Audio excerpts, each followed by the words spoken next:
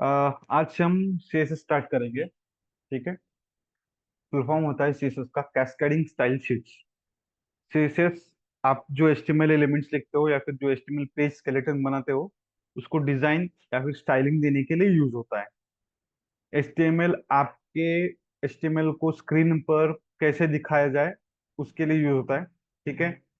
आप आपका HTML multiple layouts के लिए आप डिफाइन कर सकते हो, उसकी स्टाइलिंग कर सकते हो बिकॉज ऑफ सीएसएस। ठीक है।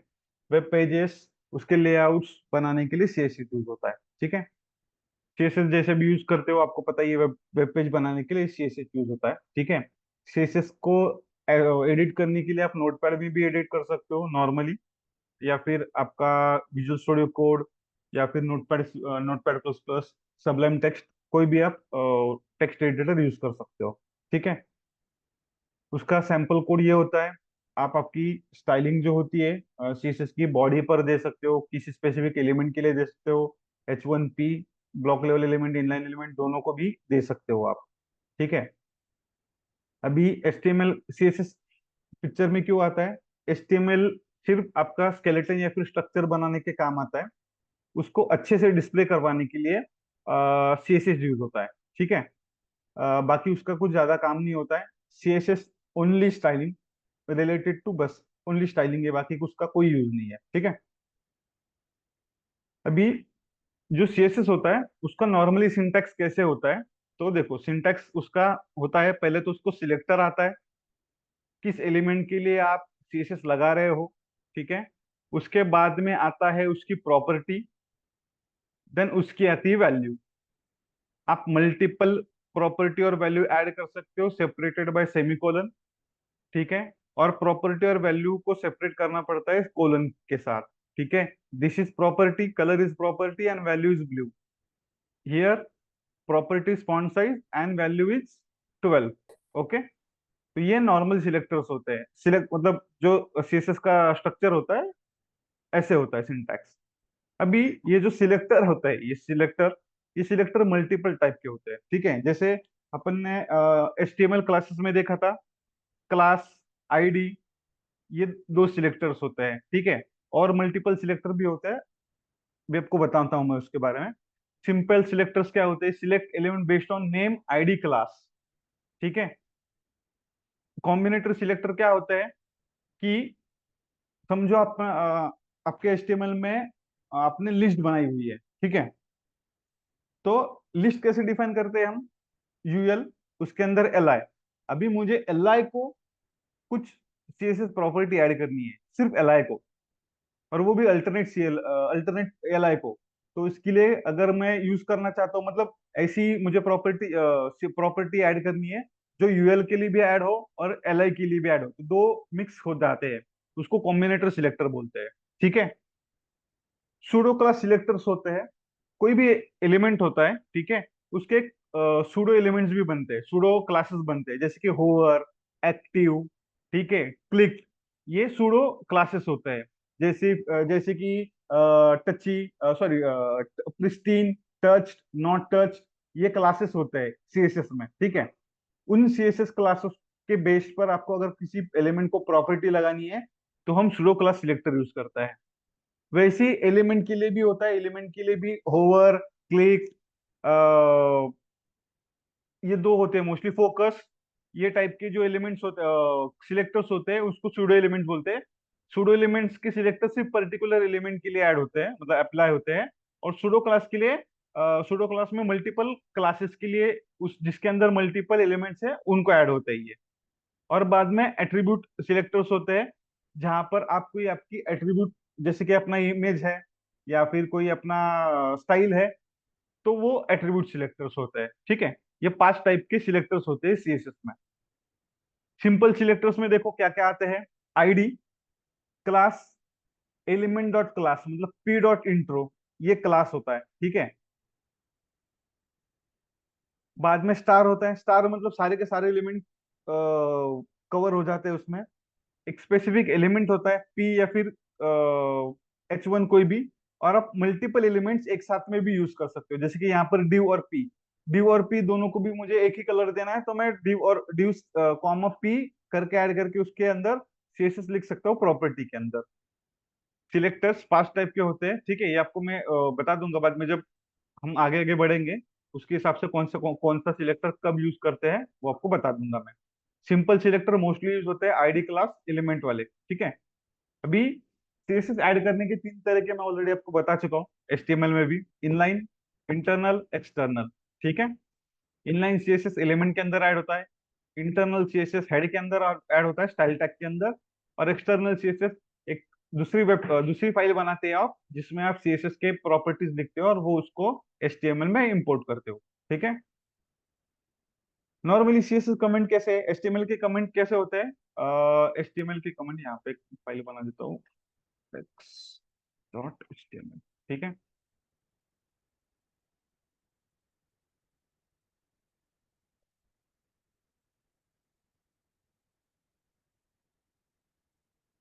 ठीक है, तो एचटीएमएल में कमेंट ऐसे ऐड होते हैं, ठीक है। इसके अंदर ये कमेंट होता है एचटीएमएल कमेंट्स, ठीक है।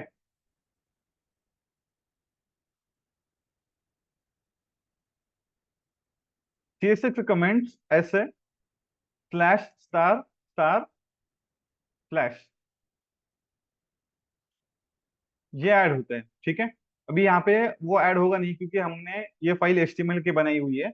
मैं इसको और एक फाइल बना देता हूँ मैं, style dot C S S, ठीक है। उसके अंदर देखो, sorry, ये कमेंट होते हैं, ठीक है। दोनों का थोड़ा डिफरेंस है। एचटीएमएल में हम ये यूज करते हैं कमेंट के लिए, ये एक्सक्लेमेशन मार्क के साथ ग्रेटर देन साइन और बाद में दो डैश, उसके अंदर जो भी आता है वो कमेंट हो जाता है, और कमेंट क्लोज करने के लिए दो डैश और great less than sign. CSS में स्लैश स्टार, उसके बीच में जो भी कंटेंट डालना है आपको वो कंटेंट डाल सकते हो, बाद में स्टार और स्लैश, ये होता है सीएसएस में कमेंट का स्टाइल, ठीक है। अभी सीएसएस के कलर ऑलरेडी हम एचटीएमएल में बात कर चुके हैं, ठीक है। Colour mostly background colour, text का कलर और बॉर्डर के कलर सेट करने के लिए यूज करते हैं हम, ठीक है। जैसे अभी यहाँ पर है H1, ठीक है, ठीक है, यहाँ पे हम बॉडी H1, अंदर क्या है, background style, background colour red, ठीक है। अगर मैं इसको रन करूं तो ये दिखेगा ऐसा, ठीक है। This is normal background colour. उसके साथ में आप, सॉरी, ये, उसके बाद में कौन सा था अपना, कलर और टेक्स्ट एंड बॉर्डर कलर, ठीक है। अभी इसको अगर मैं कलर करूं, ठीक है, इसको देता हूं मैं वाइट, ठीक है। तो इसको भी बैकग्राउंड कलर मुझे,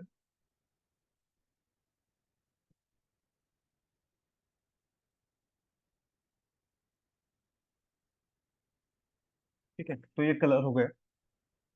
बाद में बॉर्डर के भी कलर होते हैं, ठीक है।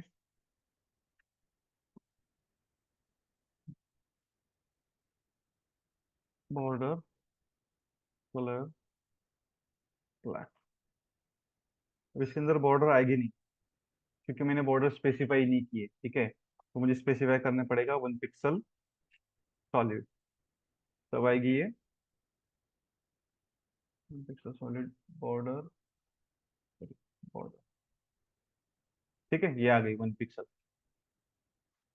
तो ऐसे मल्टीपल आप यूज कर सकते हो कलर को, ठीक है। अ, ये आ गया कलर, ठीक है। अ, अभी शीशे के कलर वैल्यू हमने ऑलरेडी देख चुके हैं, आरजीबी, हेक्स कोड और एचएसएल। मोस्टली आरजीबी और हेक्स कोड यूज होते हैं, वही आप मतलब most of the time use करोगे, ठीक है। एचएसएल कभी कभार यूज होता है लेकिन मोस्टली एचएसएल यूज नहीं करते लोग, आरजीबी और हेक्स कोड यूज करते हैं क्योंकि वो इजी होता है, ठीक है। उसके बाद में अभी सीएसएस के बैकग्राउंड कलर की, बैकग्राउंड की जो प्रॉपर्टीज है बैकग्राउंड की, ठीक है, वो उसमें देखो, एक 6 एलिमेंट्स है। एक होता है बैकग्राउंड, देन उसका बैकग्राउंड का कलर, बैकग्राउंड की image, background repeat, background attachment और बैकग्राउंड पोजीशन, ठीक है। जैसे अभी मैं सी एस लिखता हूँ, अभी मैं दूसरे स्टाइल शीट में लिखूंगा। ठीक है, पहले तो यहाँ पे मैं हेड में ये स्टाइल शीट लिंक कर लेता हूँ मैं। Link relation equal to style sheet. ठीक है, S R H ref equal to, अभी मैं एक ही इसमें हूँ, फोल्डर में हूँ, तो style dot C S S आएगा। ठीक है, सीएसएस के बाद अभी यहाँ पे मैं दूंगा बॉडी। बॉडी को मेरा कलर जाना चाहिए, समझो बॉडी के अंदर बैकग्राउंड कलर लाइट ब्लू। ठीक है, अभी क्या होगा देखो, सारे बॉडी को कलर आ गया बैकग्राउंड ब्लू। ठीक है, लाइट ब्लू। मैंने ये सीएसएस दूसरी फाइल में लिख रहा हूँ मैं, मेरा कोड इसमें है एचटीएमएल का। मैं ये जो फाइल है यहाँ पर इंडेक्स डॉट एचटीएमएल में लिंक कर रहा हूँ। ठीक है, लिंक करने के लिए हम ये टैग यूज करते हैं, लिंक, उसके बाद में रिलेशन, और उसके बाद में एचरेफ, हाइपर लिंक देते हैं हमारे फाइल के नाम। ठीक है, ये फाइल और किसी दूसरे फोल्डर के अंदर भी हो सकती है, जैसे कि अभी सी एस एस। ठीक है, और बाद में ये स्टाइल मैं यहाँ पे भी मूव कर सकता हूँ। ठीक है, फिर उसके मुझे पाथ चेंज करनी पड़ेगी, this would be C S S dot C S S slash style C S S. ठीक है, ठीक है। अभी देखो, बैकग्राउंड के अंदर हम कलर ले सकते हैं, इमेज भी ले सकते हैं। ठीक है, अभी यहाँ पे मैं दोनों भी करके दिखाऊंगा। हमने बैकग्राउंड के अंदर कलर तो डाल के देख लिया, अभी बैकग्राउंड के अंदर हम देंगे यूआरएल। ठीक है, अभी यूआरएल देने का टैग क्या होता है देखो, बैकग्राउंड डैश इमेज, उसके बाद में यूआरएल, और यूआरएल की पाथ देनी है। ठीक है, सो मैं इसको कमेंट कर देता हूँ मैं, बैकग्राउंड इमेज। ठीक है, यूआरएल। अभी इसके अंदर मेरे पास इमेज नहीं है, मैं एक इमेज डाल देता हूँ यहाँ पे।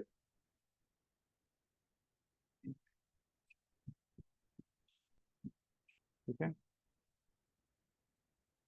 हाँ, ठीक है, ये अभी इमेज।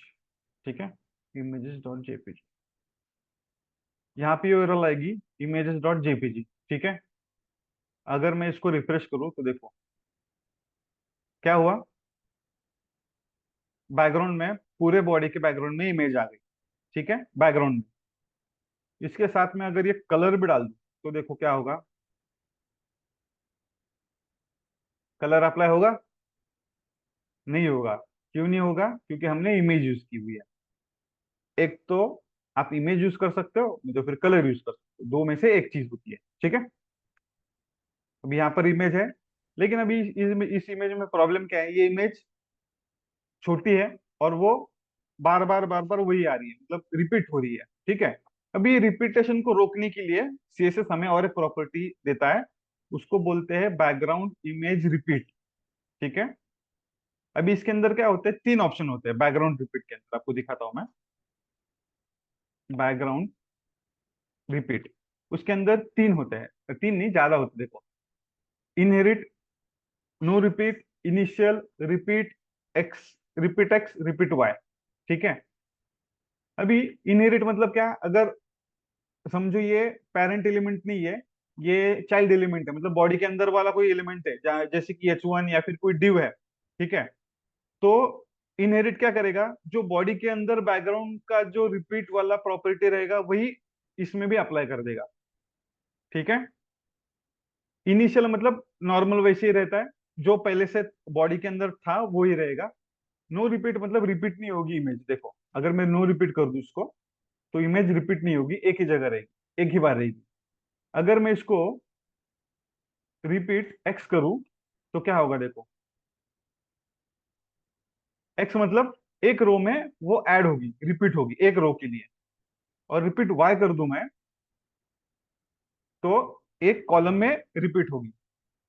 ठीक है, लेकिन नॉर्मली इमेज को नो रिपीट करते हैं, इमेज एक ही होती है बैकग्राउंड में। ठीक है, अगर इसको मैं, देखो अभी हमने repeat, no repeat, repeat X, repeat Y देखा, अगर मैं इनिशियल भी करूं, इनहेरिट करूं, तो क्या होगा देखो, वैसे के वैसे ही है, कुछ चेंज नहीं हो रहा है, क्योंकि this is a parent element.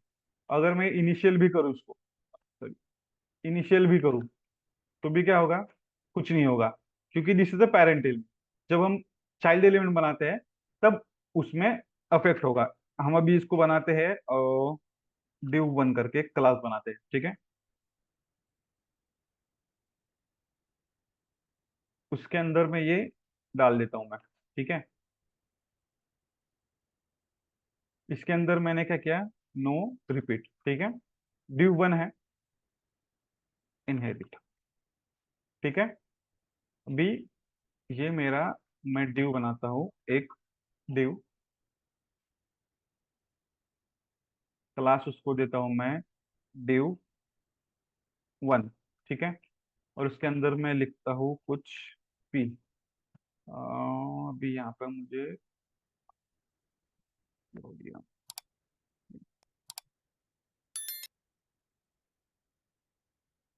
ठीक है।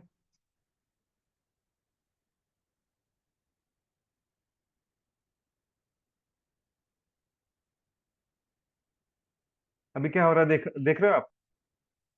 देखो, ये जो पीछे वाली इमेज है, ये तो पीछे वाली इमेज तो बैकग्राउंड में है ही, क्यों? क्योंकि ये बॉडी की है। लेकिन ये जो टेक्स्ट दिख रहा है आपको, टेक्स्ट के ऊपर भी एक इमेज आ गई है, टेक्स्ट के बैकग्राउंड में भी इमेज आ गई है, क्योंकि वो डिव है, ठीक है। डिव की मैं थोड़ी सी स्टाइलिंग कर देता हूँ मैं। स्टाइलिंग इसकी हाइट 500 पिक्सल, और इसकी विड्थ देता हूँ मैं 500 पिक्सल, ठीक है। दिख रहा है आपको? ये डबल डबल हो गई, क्यों डबल हो गई? क्योंकि मैंने बॉडी में भी बैकग्राउंड लगाया हुआ है, और उस डिव को भी बैकग्राउंड लगाया, और डिव के क्लास, डिव डिवीजन, डिव मतलब डिवीजन, डिवीजन को एक क्लास लगाया है डिवीजन, डिव वन करके। उसके अंदर भी बैकग्राउंड इमेज वही दी हुई है मैंने, ठीक है। और बैकग्राउंड रिपीट मैंने इनहेरिट की हुई है। यहाँ पे इनहेरिट क्या है? नो रिपीट, नो रिपीट मतलब रिपीट नहीं होगी इमेज, बराबर है। तो यहाँ पर भी जो डिव है इसमें भी इमेज रिपीट नहीं होगी। अगर मैं इसको रिपीट कर दूं, ठीक है, देखो, तभी इसके अंदर भी रिपीट हो रही है। अभी आपको दिखेगा नहीं यहाँ पे क्लियर, लेकिन ये इमेज छोटी है, सॉरी, ये टेक्स्ट थोड़ा सा छोटा है, इसको मैं थोड़ा बड़ा कर देता हूँ मैं।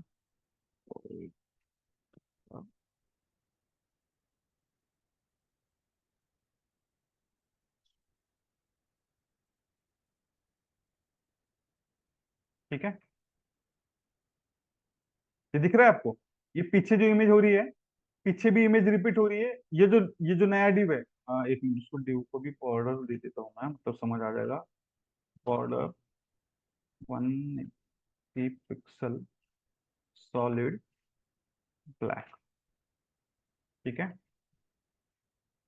दिख रहा है आपको? ये अभी है मेरा डिव। अभी इसकी विड्थ मैंने ज्यादा दे दी है, विड्थ उसको मेरे को देनी चाहिए बस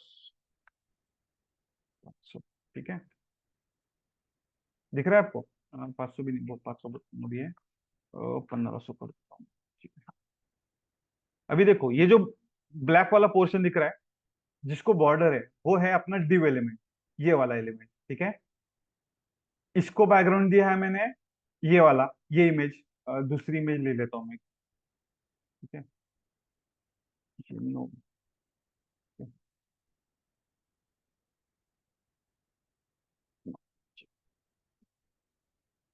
हाँ, अभी क्लियर हो रहा है? देखो, बॉडी के बैकग्राउंड में अलग इमेज है, ठीक है।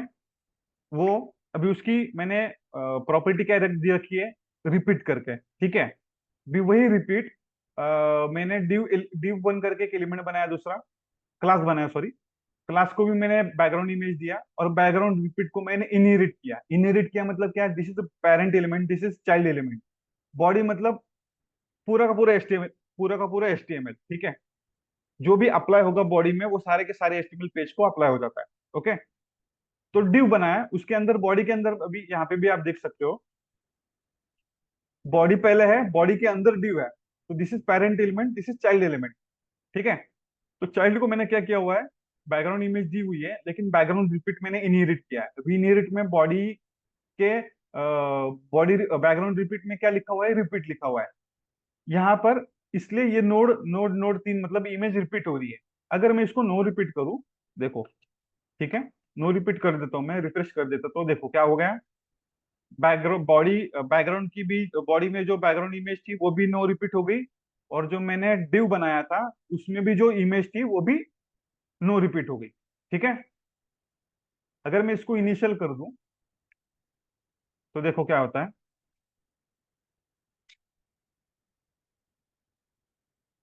इनिशियल मतलब पहले वाला नॉर्मल, जो प्रॉपर्टी रिपीट ही होती है इन शॉर्ट वो। ठीक है, इनिशियल मतलब यहां पर भी अगर मैं इनिशियल ले लूं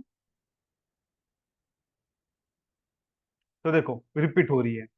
इनिशियल मतलब जो इमेज की साइज होती है वो इमेज की साइज ऑटोमेटिकली आपके स्क्रीन के हिसाब से आ जाती है। अगर ये इमेज की साइज कम है इसलिए वो रिपीट हो रही है। अगर कोई बड़ी इमेज आ जाती है जैसे कि 2000 बाय 6000 वाली कुछ इमेज मैं डाल देता हूँ पीछे, तो वो रिपीट होने का चांस ही नहीं है, क्योंकि मेरी स्क्रीन इतनी बड़ी है नहीं। ठीक है, तो वो रिपीट होगी नहीं। ठीक है। अभी ये इमेज छोटी है इसलिए रिपीट हो रही है। अभी देखो, इमेज का हो गया, रिपीट का हो गया। Background position. ठीक है। अभी जो बैकग्राउंड पोजीशन देखते हैं हम, बैकग्राउंड पोजीशन, राइट।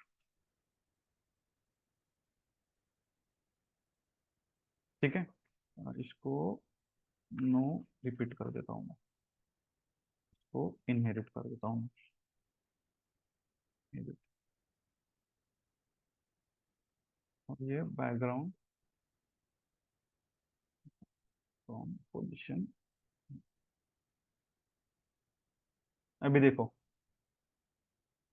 जो बैकग्राउंड इमेज लगाते हो आप, ठीक है, उसकी पोजीशन डिफाइन करने के लिए हम ये प्रॉपर्टी यूज करते हैं, बैकग्राउंड पोजीशन। ठीक है। बैकग्राउंड पोजीशन में आप पिक्सल वगैरह भी दे सकते हो, लेफ्ट राइट टॉप बॉटम भी दे सकते हो। अभी मैंने वही चीज की है यहाँ पे। पेरेंट एलिमेंट में बैकग्राउंड पोजीशन राइट रखी है, चाइल्ड एलिमेंट में बैकग्राउंड पोजीशन इनहेरिट की है। इनहेरिट मतलब जो पेरेंट में है वही आ जाए। लेकिन अगर मैं इसको चेंज करूँ, इसको कर दूं लेफ्ट, ठीक है, तो अभी क्या होगा देखो, ये इमेज आ गई यहाँ पर, बैकग्राउंड वाली है राइट पर। अगर मुझे पेरेंट एलिमेंट की प्रॉपर्टी सेम मेरे चाइल्ड एलिमेंट में यूज करनी है तो मुझे इनहेरिट यूज करना पड़ता है। अगर कुछ स्पेसिफाई करना है उस पर्टिकुलर ड्यू के लिए तो मैं स्पेसिफाई कर सकता हूँ। अभी देखो ये टॉप हो गया, अभी टॉप हो गई, इमेज टॉप से आ गई। इसको थोड़ा और बड़ा कर देता हूँ मैं, विड्थ हो गई, हाइट हो गई, हाइट इसकी 1500 दे देता हूँ मैं। देखो, ठीक है। अभी देखो ये क्या, अभी अभी इमेज क्यों नीचे चली गई देखो। अभी मैंने क्या किया है, बैकग्राउंड पोजीशन राइट कर दी, सॉरी, बॉडी का जो है वो राइट ही है, बराबर है, राइट साइड में ही है। लेकिन ये जो डिव है, डिव की हाइट बढ़ गई मेरी, 1500 पिक्सल हो गई। इसलिए जो बैकग्राउंड इमेज है वो सेंटर में आ गई। ठीक है। अभी इसको मैं राइट टॉप करूं तो ये इमेज आएगी ऊपर। मतलब यहाँ पर बैकग्राउंड पोजीशन में दो पोजीशन दे सकता हूं मैं। ठीक है। कौन सी साइड में और अप, मतलब टॉप, सेंटर या फिर बॉटम, ये स्पेसिफाई कर सकता हूं मैं। ठीक है। अगर मैं ये देखो टॉप लेफ्ट कर दूं इसको मैं, ठीक है, तो ये इमेज अभी यहाँ पर दिख रही है आपको सेंटर में, ये जाएगी अभी लेफ्ट में। ठीक है। तो जो पोजीशंस होती है वो अलग अलग होती है। देखो ये टॉप लेफ्ट है, ये टॉप सेंटर है, ये टॉप राइट है, ये बीच वाला सेंटर सेंटर होता है, centre right, centre left, bottom left, bottom centre, bottom right. ये छह, हाँ, 9 टाइप के, 9 पोजिशंस होते हैं ऑलमोस्ट। ठीक है। तो उनको डिफाइन करने के लिए हम ऐसे करते हैं कि राइट के टॉप, टॉप का लेफ्ट। ठीक है। कॉम्बिनेशन आप पता, मतलब नॉर्मल है, नॉर्मल इंग्लिश जैसी आप कॉम्बिनेशन कर सकते हो उसका। अभी इसको मैं सेंटर सेंटर कर देता हूँ मैं। देखो सेंटर, सेंटर लेफ्ट किया मैंने तो क्या आएगा देखो, ये आ गई इमेज बीच में। अभी ये सेंटर का किसका पकड़ेगा, ये जो डिव है, ये डिव की जो हाइट है उसका सेंटर पकड़ेगा। ठीक है। अगर मैं इसको, ये अभी मैंने पिक्सल कितना दिया है, 1500 है, इसको भी 500 कर देता हूँ मैं। तो देखो इमेज आ गई, इसका सेंटर, ये जो डिव है इसका सेंटर पकड़ लिया उसने, सेंटर लेफ्ट। अभी इसको सेंटर लेफ्ट को मैं सेंटर सेंटर कर दूं तो बीच में आ जाएगी। ठीक है। तो ये होता है background position. Background position image के साथ मोस्टली वर्क होता है। कलर के साथ वर्क नहीं होता है। ठीक है, कि एक इमेज मुझे पूरी इसके लिए चाहिए, तो उसके लिए प्रॉपर्टी होती है बैकग्राउंड अटैचमेंट, उसको बोलते हैं फिक्स्ड। अगर मैं ऐसे करूं तो देखो, अभी ये लोड नहीं होगी। क्यों नहीं लोड होगी? इसकी मैं पोजीशन निकाल देता हूँ। ठीक है, अभी ये इमेज छोटी है इसलिए नहीं होगी। इसको मैं अगर बैकग्राउंड अटैचमेंट में कवर होता है ना, हाँ सॉरी, बैकग्राउंड अटैचमेंट में फिक्स या फिर स्क्रॉल होता है, सॉरी, फिक्स्ड।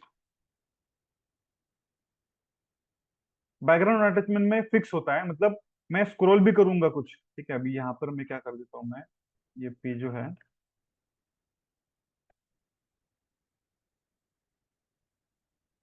थोड़ा स्क्रोलेबल बनाते हैं इसको, और थोड़ा डालना पड़ेगा। ठीक है, तो अगर मैं स्क्रॉल भी करता हूँ तो बैकग्राउंड इमेज दिख रही है आपको, जैसे कि वैसी ही है, वो हिल नहीं रही है, एज इट इज है।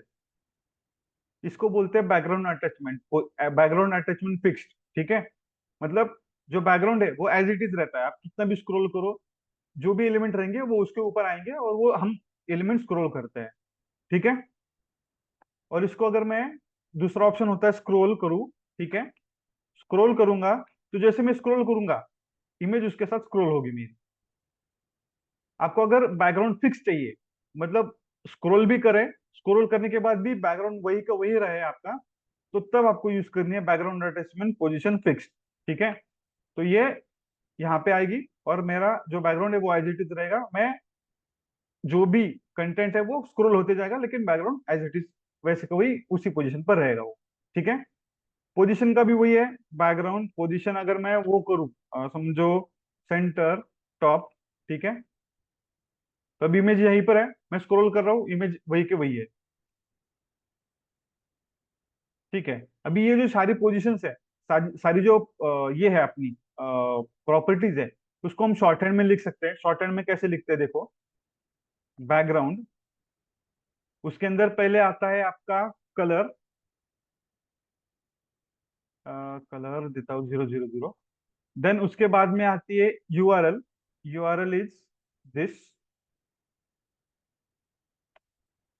उसके बाद में आती है उसकी रिपीटेशन, मैं दूंगा नो रिपीट। उसके बाद में आती है उसकी पोजीशन, राइट, टॉप। ठीक है, मैं इसको कमेंट कर रहा हूँ, ये आ गया, दिख रहा है आपको? ये कलर थोड़ा सा थ्री थ्री कर देता हूँ। ठीक है, अब ये जो डिव है, डिव को देख रहे हो आप?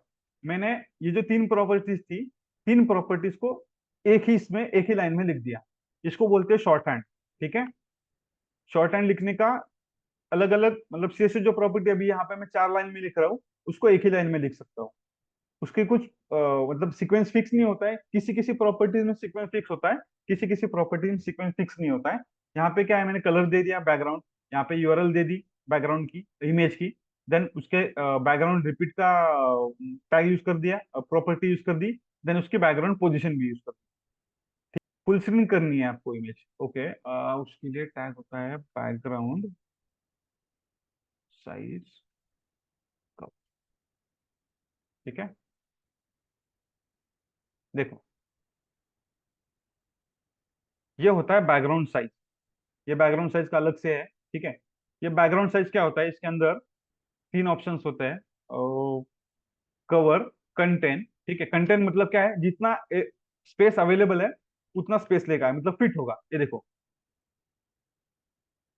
दिस इज कंटेन, और दिस इज कवर। कवर मतलब पूरी की पूरी स्क्रीन आ जाती है उसके अंदर। देखो, ये पूरा एक्सटेंड हो गया, ब्लर हो गया। ठीक है, उसके बाद में और एक रहता है उसके अंदर, बैकग्राउंड साइज ऑटो। ठीक है, ऑटो कर दूं मैं, तो ये एचटीएमएल डिफाइन कर लेते हैं अपने आप कि कैसे उसको डिस्प्ले कर पाना है।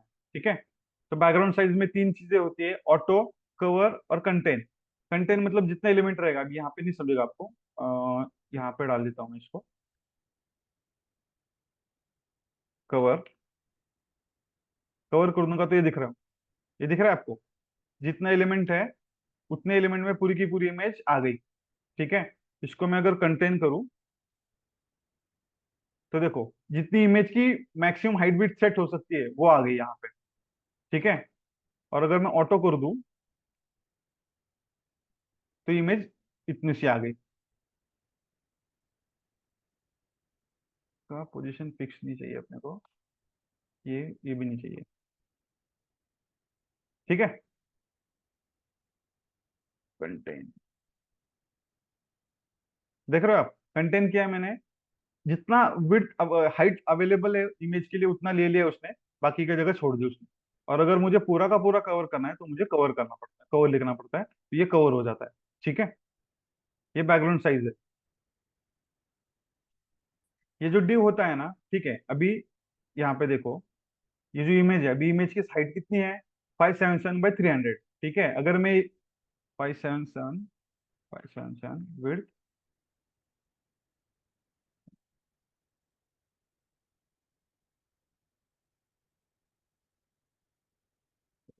सॉरी उल्टा हो गया, 577,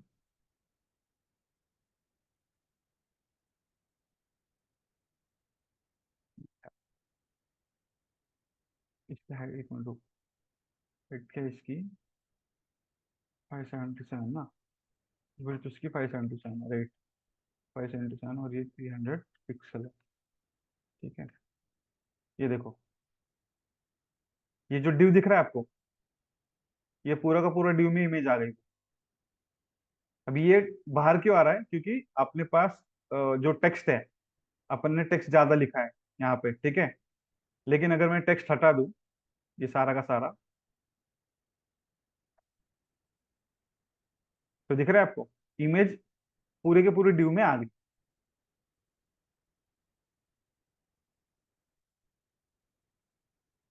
देखो, इमेज को बैकग्राउंड में डालने के लिए जिस एलिमेंट में या फिर आप डिवीजन में लिख रहे हो ना, उसके हाइट विड्थ आपको सेट करनी पड़ती है, तब वो इमेज पूरी की पूरी एज इट इज वहां पे आती है।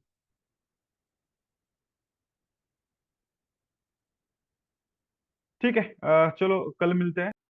दोस्तों, आज के वीडियो के लिए इतना ही। इसके आगे आने वाली वीडियोस की नोटिफिकेशंस के लिए इस चैनल को ज़रूर सब्सक्राइब करें और बेल आइकॉन प्रेस करके ऑल पर क्लिक कीजिए। मिलते हैं आपसे आने वाले वीडियो